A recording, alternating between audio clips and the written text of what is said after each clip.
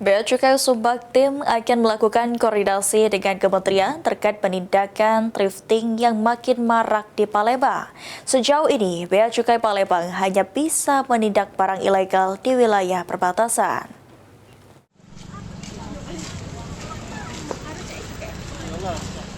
Beberapa hari yang lalu, Menteri Keuangan Purpaya Yudhe Sadewa mengeluarkan kebijakan terkait penindakan pelaku impor ilegal pakaian bekas atau thrifting jika menolak untuk diterbitkan.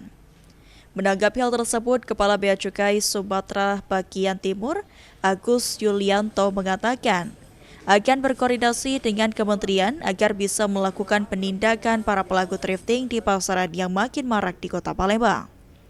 Menurut Agus, sejauh ini pihaknya hanya berwenang untuk melakukan pengetatan di pintu masuk, seperti di laut maupun pantai yang berbatasan dengan Sumsel. Berarti kita tidak bisa menindak thrifting yang sudah di pasaran, Pak? Seperti apa? Kemarin kan Pak Purbaya menegaskan bahwa kita akan mempertegas melalui kewenangan Bea Cukai. Bea Cukai kan kewenangan itu ada di perbatasan-perbatasan. Kalau kemudian sudah di pasaran itu sudah menjadi kewenangan dari kementerian yang lain. Nah, kita lakukan koordinasi juga, itu penegasan dari kita.